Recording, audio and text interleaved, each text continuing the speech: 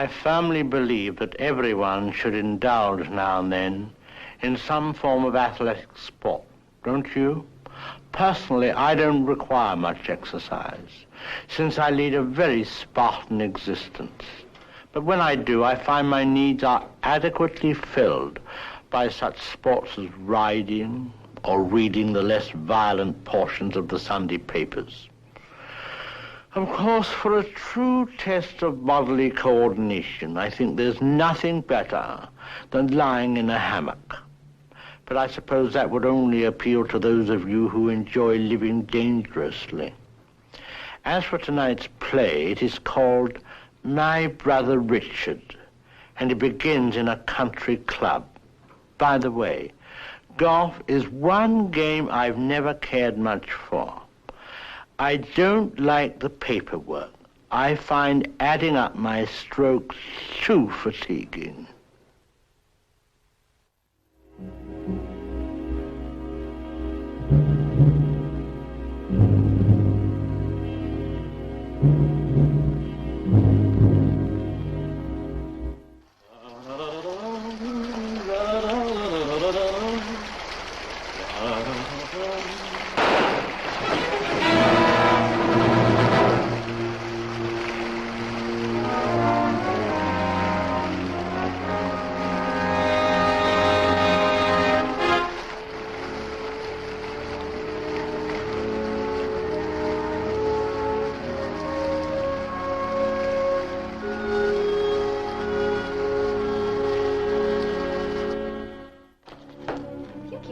Papers in that case, Martin, you won't have room for a clean shirt.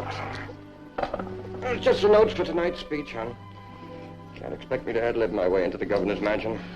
Isn't that how you became district attorney? Oh, a little more respect, please. Yes, sir. Well, now, what's this for? Just in case I get lonely. Well, you'll only be awake 24 hours. Besides, I thought you saw my face in your dreams. Supposing I get insomnia. Well, that'll be the night.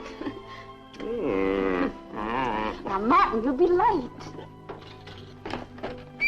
Where is everybody? We're in here, Richard. Greetings. Hello, Richard. Hello. You almost missed me. I'm on my way to the state committee dinner in Bridgetown. Oh? For my favorite sister-in-law. Oh, you spoil me. But of course. Why bother with Bridgetown? It really isn't necessary. Well, it is if I want the nomination. Everything counts. You'll have the nomination. That's what I've come to tell you. There you go with that crystal ball of yours again. But thanks for the confidence. Well, you two admire each other, and I'll get dressed. Are you coming to the station with us, Richard? I hope to persuade Martin not to go. And waste that case full of speech he's prepared? Never. Truthfully, Richard, I've made a few too many speeches of late. I wouldn't mind skipping a few. I wish you'd try my tailor, Martin. I can't afford him. I'm a public servant, not the owner of a successful construction company. The governor of the state will be able to afford my tailor. There you go, calling the shots again. But aren't you forgetting my worthy opponent? If you're referring to Burton Reeves, you don't have to worry. Oh, he's just one of the most important men in our party. A fine record in state politics. Third-term member of the legislature. And I... well, I'm your brother. My brother happens to be a man who can't lose. All right, if you say so. I'm going to send you a case of my vermouth, Martin. It's so much drier. I promise you, Richard, that if I win the nomination, I shall drink your vermouth and I'll go to your tailor. I'll even recommend you as a fortune teller. But right now, I'm on my way to Bridgetown. Martin, Burton Reeves is dead. What? Dead? Yes. Dead. When did it happen? About half an hour ago. I killed him. I did it for you. I should say us. At any rate, Mr. Reeves has conceded the nomination with my assistance. You killed Reeves? You couldn't. I must say that I was very pleased to find that I could. See how that suits your taste. Oh, I forgot you don't take an olive. About half an hour ago, in the shower room at the club, I very neatly and nicely shot Mr. Reeves in the back of the head. No one saw me come in, no one saw me leave. So, no one will ever know. Oh, come, Martin, stop behaving as though I'd committed a crime. Burton Reeves meant nothing to me. He was in the way. You wanted to be governor. I wanted you to be governor. Now you will be. We both know that whoever wins the nomination wins the election. I made sure that it was you. Kill a man to win an election? Perfectly acceptable motive for murder. Answer it, Martin.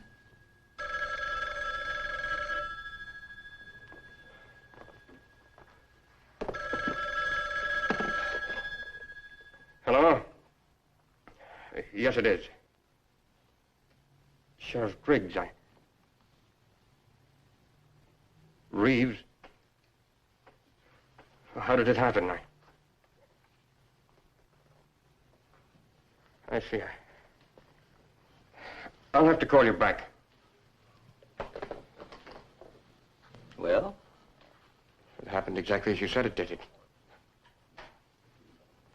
I'll have to resign. But you needn't worry, Richard. I'll defend you. Don't be so melodramatic, Martin. Sometimes that halo of yours gets a bit tiresome. Of course you don't have to resign. You certainly don't have to defend me. All you have to do is find yourself another murderer.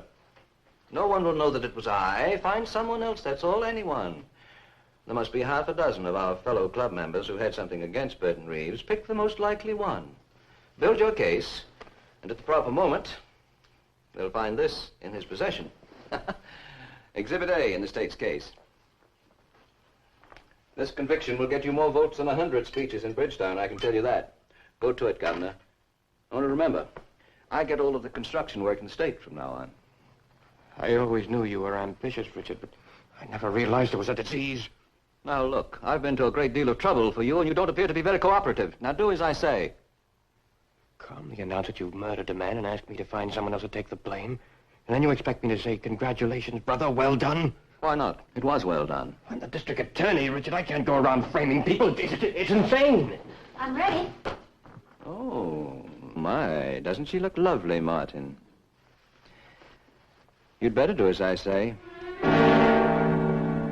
If you want her to stay alive. You've been doing a lot of thinking, Martin. I hope it's been productive. I'm just remembering, Richard. When you started in the construction business, you had a partner. Whatever became of him? I didn't kill him, if that's what you mean. Not with a gun, perhaps, but... I remember you said that he wasn't aggressive and that his ideas weren't big enough to suit you.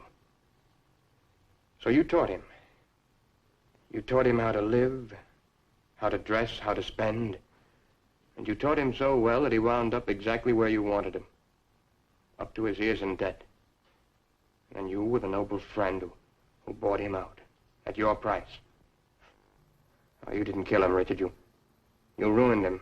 That was only good business. Yes, it was good business to ruin a man. It was good business to kill a man, but what good is it going to do to kill Laura? Oh, I can't listen to this anymore. I don't want to hear it again. Oh, but darling, please.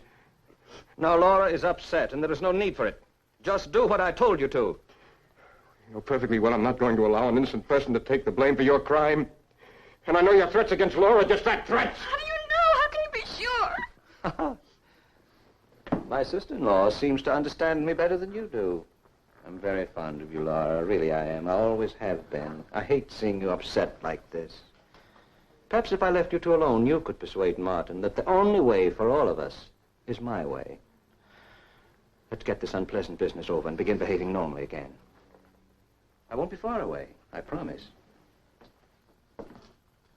I advise you to listen to Laura, and don't use the phone.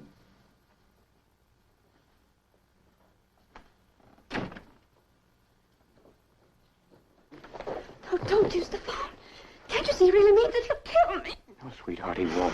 What would be the point? He can't get away with it. Even he knows that. I'm afraid that he will. Darling, it's exactly what he wants, to frighten you into forcing me to go along with him. But there's no logic to his plan. It might take weeks, even months, to find a patsy for him. And he can't hold you, not even for 24 hours. He has to fall asleep sometime. Can't you see how insane the whole thing is? Yes, exactly, because Richard is insane. Now, that's why I'm afraid.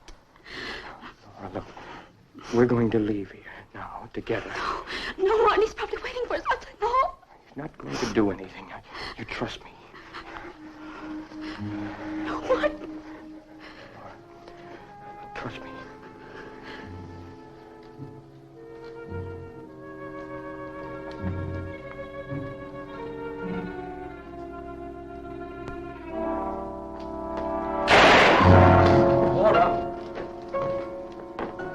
Laura.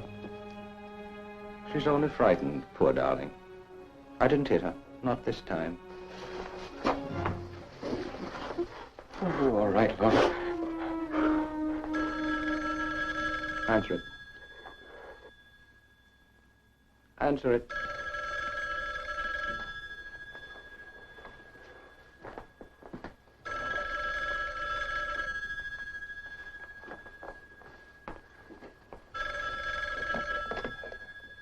Hello?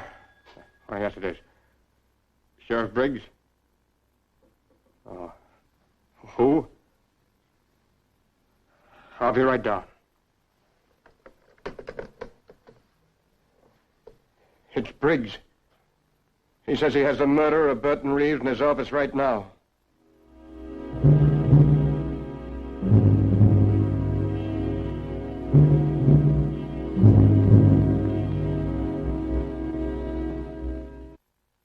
Oh, by all means, send him in.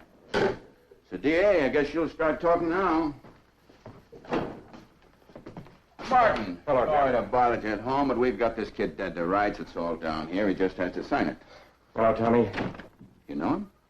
One of the best caddies I ever had. Will you tell him he's nuts, Mr. Ross? Will you stop? That's all he keeps on saying. Now, here are the facts, Martin.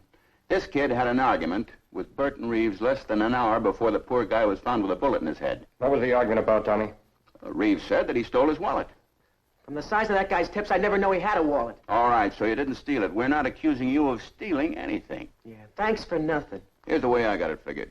When Reeves threatened to have this boy arrested, he panicked because he'd been in trouble with the law before. Now he catches Reeves alone in the locker room, waits until he gets in the shower, and while the water is running, he shoots him and walks out. Sure, the perfect crime. All you have to do is sign the confession. I ain't signing nothing. I'd like to talk to him alone, Jim. All right, Martin. If you need me, I'll be outside. Thank you. Hey, Mr. Ross, you don't think I did it? Sit down, Tommy.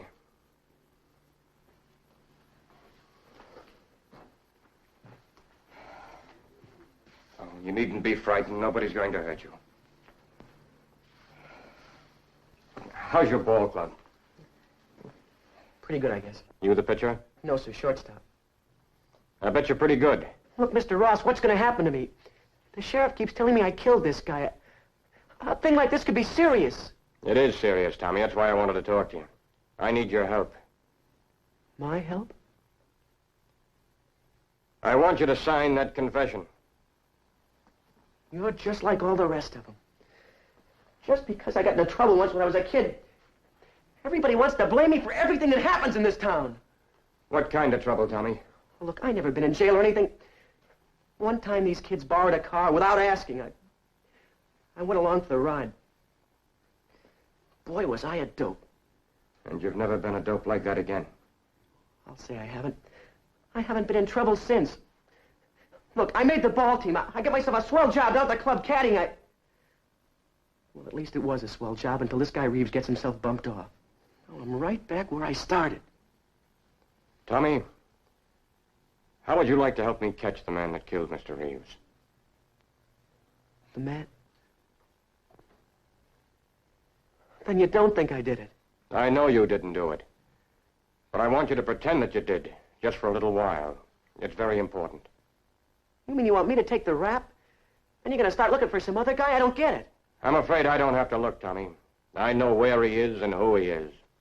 He's a very sick man and a dangerous one. Will you help me? Gee, I don't know. How do I know this just isn't a trick? I'm asking a lot, Tommy. You just have to trust me. If we can make him believe that you've confessed to the crime, we can throw him off guard, prevent another murder, and put him where he won't do any more harm. And you'd be the one who made it possible. Will you do it? Yeah, I guess so. If you're really sure it's going to help. Thank you, Tommy. Look, Mr. Ross, could I tell my mother? See, she's kind of nervous. She worries about me a lot. It'll have to be a secret between us.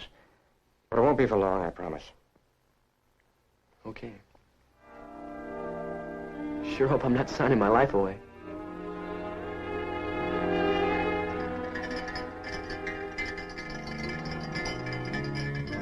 Laura.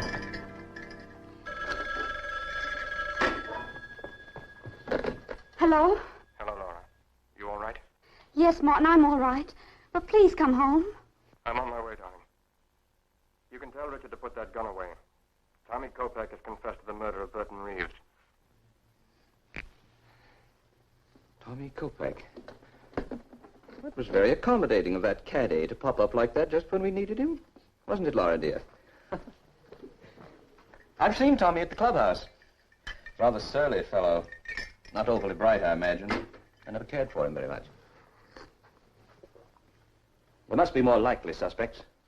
Still, I suppose Martin knows what he's doing. After all, time is of the essence, isn't it? I hope Martin hurries. I'm eager to know the details. You know, Laura, all one really needs for success is a worthwhile plan and the courage to follow through.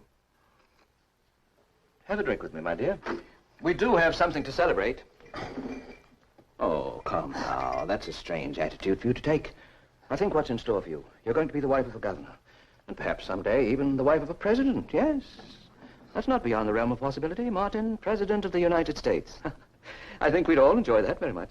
Except, of course, for Tommy Kopeck. It's not true about Tommy. I don't believe it. What isn't true, my dear?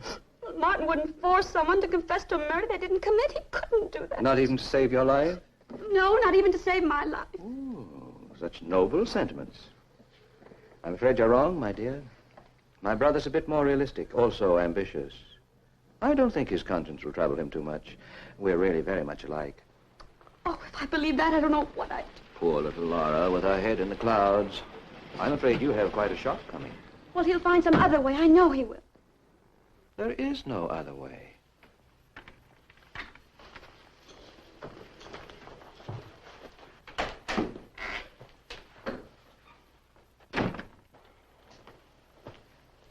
Martin.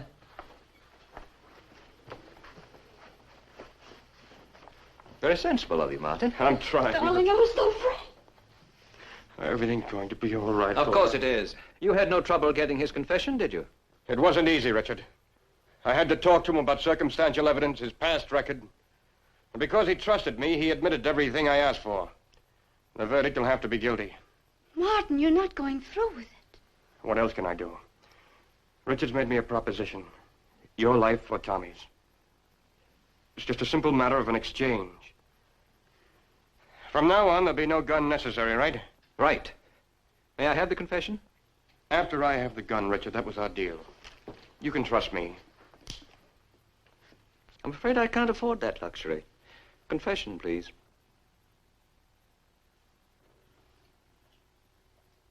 Martin.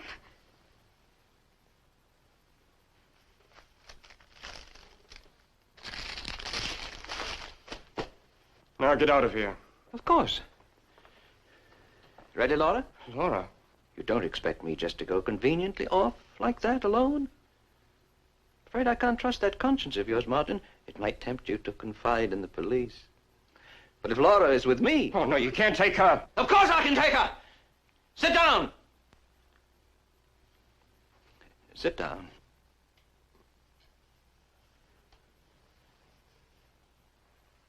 I give you my word. The day that Tommy Kopeck is executed, I'll bring her back. Now, come, Laura, dear.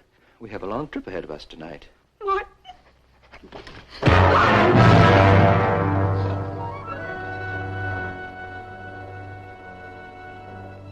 You were right, Laura. He's not like me at all. All my trouble was wasted.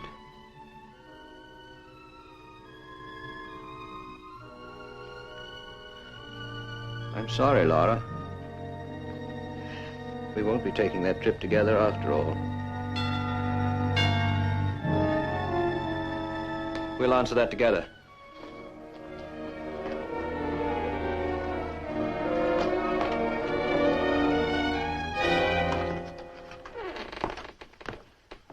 You are Mr. Martin Ross? He's... Laura, who are you? Do you see what they say about my son? It's a lie. a terrible lie. It's the truth, Mrs. Cope. Laura. Your son has made a full confession. No. No, he couldn't. They made him do it. Tommy is a good boy. A little fresh sometimes, maybe, but he could not kill. It's impossible. Your faith in him is very touching. The facts are that your son committed a particularly cruel and senseless crime, and he must pay for it. You do not believe this. You are a good man, Mr. Ross. Tommy has told me this. You would know my son could not kill. You will stop this terrible thing. Please, Mrs. Kopek, I wouldn't think of obstructing justice. Justice? It's only some bad mistake. You will tell them and we will let Tommy go, please. I cannot abide sniveling women. Show her out, please, Laura. I am poor. I can give very little, but I know how to sew. That's how I make my living. I could come to your house many times. I would make many beautiful dresses for you. I don't understand, Mrs. Kopek. Are you suggesting a bribe? Please, Mr. Ross. I've heard enough. There is nothing I can do for your son. The law must take its course. And what is this course? It's very simple. He'll be hanged. He is only 18. In the eyes of the law, he's a man. Now, if you will excuse us. Laura.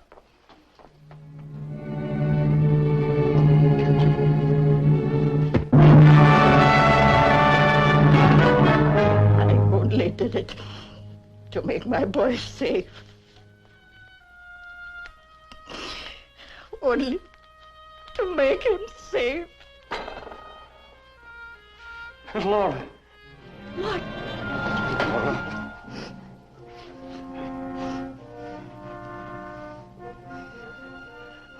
Your boy is safe now, Mrs. Kopek. We all are because of you. That'll be our defense. Yours and mine.